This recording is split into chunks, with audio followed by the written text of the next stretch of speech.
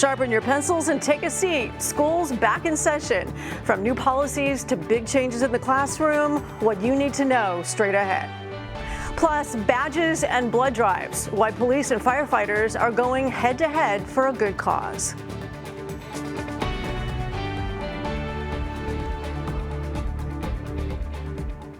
Thanks for joining us. I'm Suzanne Stevens. Clara Benitez-Cortez is off tonight.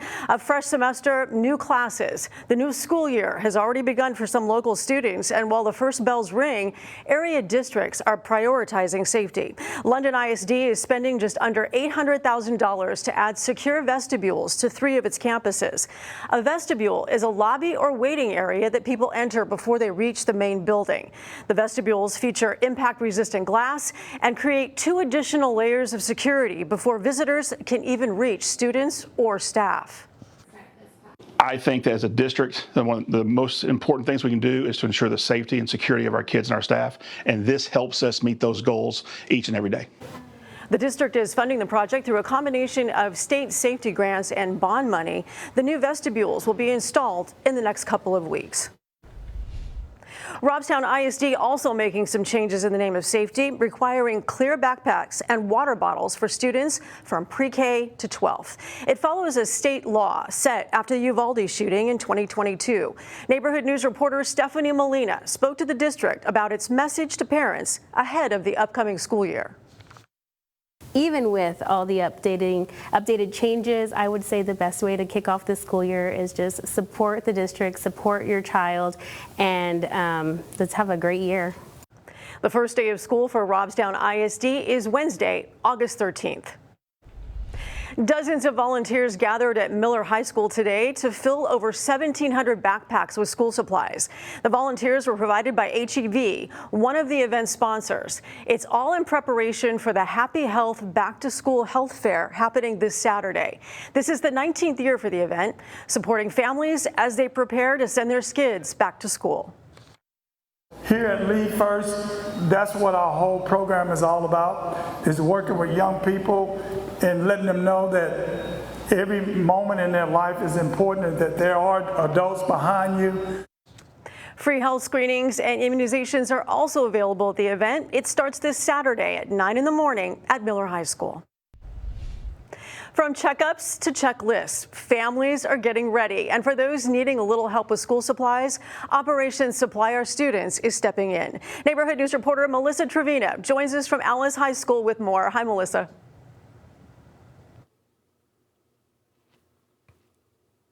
Yes, Suzanne, I am here in Coyote Country for the 35th annual Operation Supply Our Students, showing the school spirit of Alice ISD. We have our football players, we have our band, we have our cheerleaders with us.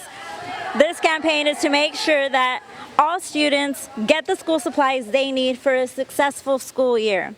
I'm being joined by Alice ISD Superintendent Dr. Anissa Trevino, which we have no relation. How are you today? I'm fabulous, thank you. That's awesome, Dr. Trevino.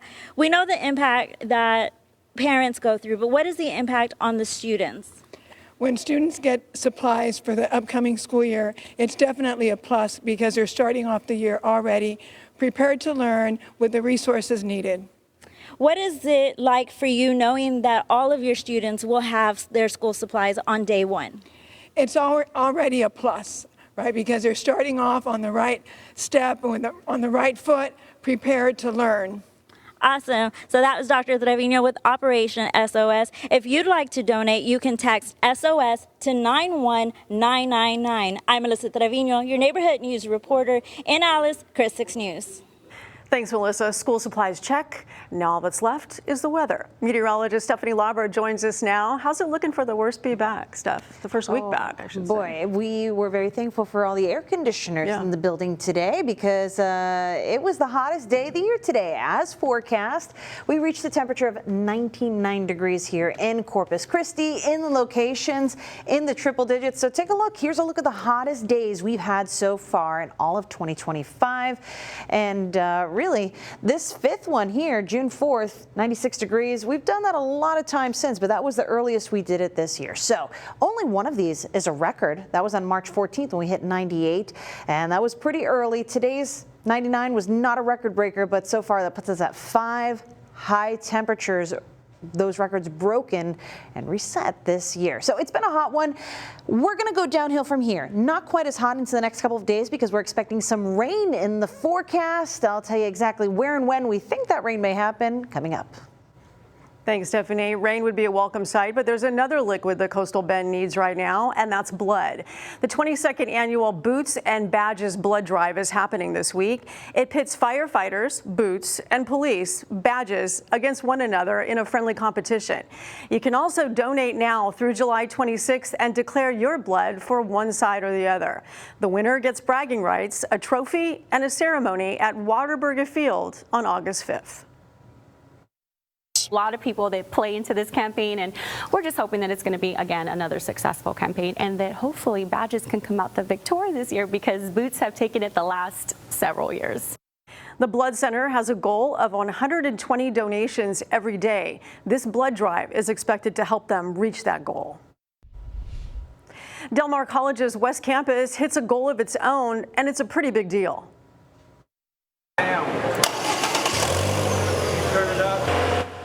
The college's Automotive Applied Technology program has received an ASE Accreditation.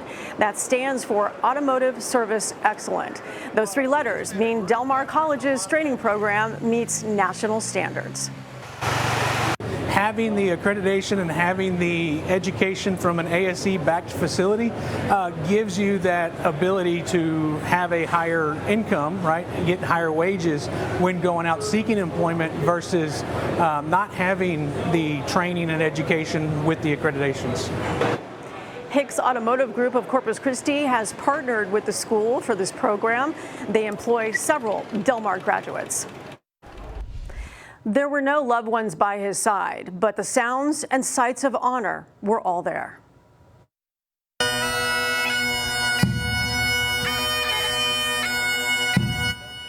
A final farewell to Kingsville veteran David Lee Byrne today at the Coastal Bend State Veterans Cemetery. This was considered an unaccompanied veterans burial because Byrne has no known family. But from the turnout, you wouldn't have known it. Dozens showed up, veterans, neighbors, even strangers, to pay their respects. I hoped, there would be a lot of people, and to see everyone show up to hear the 21 gun salutes. Again, it's just it's an honor, and I'm humbled to be asked to share and to pray for the families, pray for comfort. Byrne joins the more than 5,000 veterans and family members buried at the cemetery. Coming up, a new chapter for a local library. Find out why Latama is turning the page when we come back. You're watching Chris 6, part of the Scripps News Group. The building behind me has probably seen more than you and me both. Latama Public Library has had several locations over the years, with its current location opened in 1986. I'm Michaela Chavez, your Sunrise Neighborhood News reporter downtown. The historic building will be getting a bit of a facelift thanks to a renovation project the community here voted yes to back in 2022. Mike Fitch has been coming to Latama since he first lived here back in 2008. Now he's back in Corpus Christi, and so is his favorite library. Went to Los Angeles and was happy to be back. I'm glad the library's still here. And it's getting a fresh look. It was good back then, but they've made it even better. On Tuesday, Corpus Christi City Council awarded a $2 million construction contract to start renovations. Those funds coming from Proposition D of Bond 2022. The plan includes a new storefront, fixing up the walls, a mural, and sprucing up the landscape. For Fitch, the makeover brings back memories. It reminds me of stuff I saw in Southern California. It looks real old school and new school mixed. The new look will also include new windstorm-rated windows. District 1 Councilmember Everett Roy says while the library may have to close for those renovations, it'll be worth it. And it could be a place where people could take haven during a storm. This isn't the first time Latama has changed its look. In fact, the library has quite a bit of history of its own, being moved, remodeled, but one thing hasn't changed. It's still an accessible and reliable resource for the community. Well, you know, outside of books, there's just so much there to do.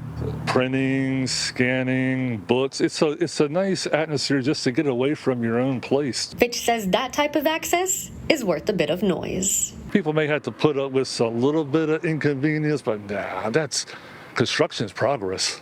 So I'm all for that. Construction is set to start next month and will be finished by spring of 2026. With your neighborhood news downtown, I'm your Sunrise reporter, Michaela Chavez, Chris 6 Sunrise.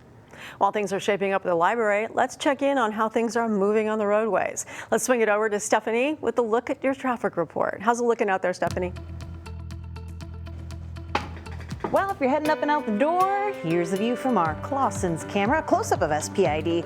Not a whole lot of trouble this way. Heads up, only because they beat us in the riveting contest. I know it's James County, but we are looking at some cops that have been hanging out, trying to catch those who are taking advantage of that speed limit. So watch out there. Not seeing much trouble around the downtown area. Usual slowness. Not looking too bad out that way. And if you're moving along the crosstown, it's a little slow between about Galahar and approaching the interchange to SPID, but nothing too problematic. Even for the ride along SPID at Staples, not too bad here. The Staples side of things, a little sluggish, but not too slow. As you head out, make sure you stay safe and you drive safe. I'll have your forecast next.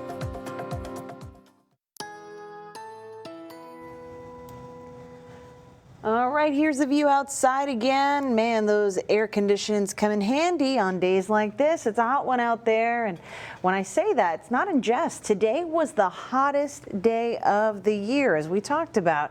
Today's temperature was the hottest we've seen so far in all of 2025. 99 degrees. It didn't break the record. The record for today is in the triple digits. Thankfully, we didn't get there, but that's the hottest it's been. On the top 5 hottest days, we do have a record breaker, though. March 14th was the earliest we saw 98 degrees this year, and it, of course, broke the record for that day. So far, we've done that 5 times this year. But around this time of the year, it's a little more common. It's the dog days of summer, quite literally. It has nothing to do with pups, but it is the most oppressive period of summer, generally from about July 3rd to August 11th. So the name has nothing to do with dogs. It has more to do with astronomy and the constellation Sirius. So when Sirius and the sun are closer together in the summer, back in time, the ancient Romans thought that this was something that caused that brutal summer heat. And so it's about 20 days before July 23rd, 20 days after, so puts us about July 3rd to August 11th for that time frame. So this stretch is called the sultry dog days of summer. And it's upon us. We felt 100% of that today. With Chris 6 Neighborhood Weather Network, we can get closer to your neighborhood and show you what's going on in the B County area. 90 degrees off Hilltop Road, B County neighborhood station, and 99 right now off FM 504. Taking it coastal now in Rockport, we're looking at 92 off South Terry Street, 87 off our Fusion neighborhood station. And that only tells you half the story because the humidity adds an extra layer to that. We had just a little bit less of that. It was enough to allow our temperatures to really get growing. Even at this time right now, we're still near 90 degrees along the coast, feeling like the lower 100s, and inland those temperatures are in the lower 100s, feeling pretty true to form, except in George West we are feeling the heat. 104 feeling like 109, and even at CCIA 95 right now, still feeling like 104. 99 in Robstown feeling like 111, and taking the cake 97 in Kingsville feeling like 114. That Baffin Bay fetch of wind really making for a humid feel out there. Over the next couple of hours, those temps are going to slowly work their way back down to about 80 degrees around midnight. Winds will be fairly light, but notice as the sun starts to set, we get that little breeze kicking up, and then into the overnight is when we'll see light and variable winds, temperatures bottoming out in those middle 70s. So another nice refreshing start to the day, but don't get used to it. Humidity is on the way in a big way, and I think it could translate to some rain chances. So those look best, especially during the overnight from Friday into Saturday. Could linger into Sunday. There's a lot of ifs for that because this big plume of moisture that's coming across the Gulf our way should be here by early tomorrow afternoon. Looks plentiful all along the Texas coast. That doesn't really help us pinpoint where we could find rain, right? We are looking at something tropical in nature, and the National Hurricane Center is tracking that for a low chance of development. If there is some development, we could likely see less rainfall. Or if something is going to develop and it's closer to us, maybe we see a little more. So those are some of the ifs we're working with. Still, you should expect rainfall, especially from Friday night into Saturday. And I think the highest totals will be in our northern and eastern neighborhoods, those along the coast, the islands, from Padre Island up to about Rockport, Fulton. Probably see the highest totals. Of course, these are subject to change, so we'll keep an eye on it for you. But once we're done with this quick, brief reprieve from the heat, we're right back to it next week with temps in the upper 90s. When you think of a food pantry, you probably don't think of plant-based food options. I'm Erin Holly, your Port Aransas Neighborhood News reporter. Joyce Christensen is spreading her mission of giving neighbors free and nutritious options, one meal at a time. We make our hamburgers from plants. They look like hamburgers, they taste like hamburgers. This is just one of many plant-based meals Joyce Christensen serves here at the Teresa Sumner Plant-Based Vegan Food Pantry. We definitely want to help people who can't afford food. It's open to anyone. While it's open to everyone, it's not your usual food pantry. What makes you different than a regular food pantry? We're different from most food pantries because we have no geographic boundaries. We have no income restrictions. We're simply here to help anyone who wants to eat a healthy plant-based diet. But there's another reason why it's so special. My son, Dale Christensen, and I helped care for Teresa during her last days, and now we are carrying on her dream of a vegan food pantry. It's a tribute to Christensen's niece who died from lung cancer last year. It always keeps her in our memory. Christensen says she especially feels Teresa's presence every Saturday when she's making meals for neighbors at the food pantry. For many years, I volunteered at the food pantry here in Port Aransas. It's a wonderful organization, but they don't give away very many fruits and vegetables. She says she'll continue sharing Teresa's mission of offering healthy food options for everyone. We want to help everyone, especially the people who can't help themselves.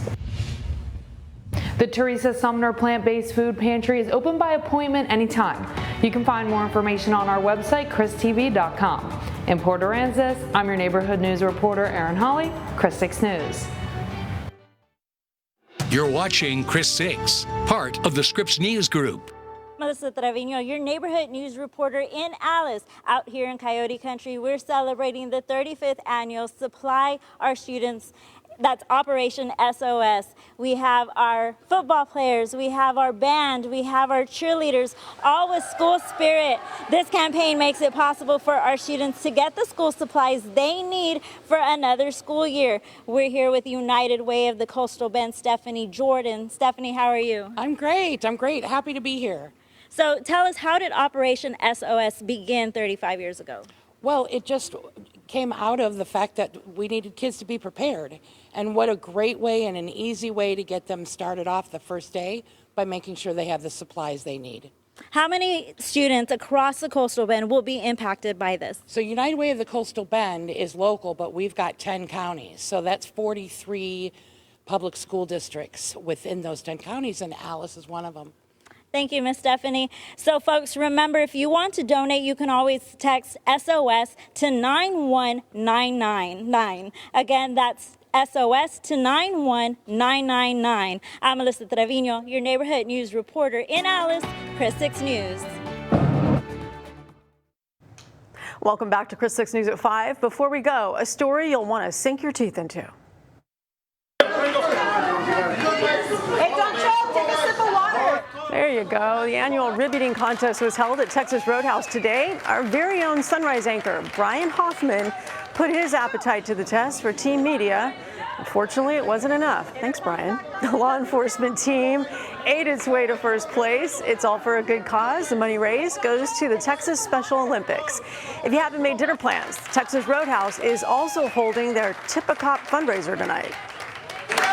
We will have law enforcement in here helping us with serving and refilling your drinks and cleaning your tables. The Tip a Cop fundraiser runs until 8 p.m. Now you were there, and not a drop of sauce on you. That's impressive. But we had already lost by the time we got to me. So I blame Brian. I'm just saying. See the back of my head there. Yeah. No, but it was a lot of fun. Yeah.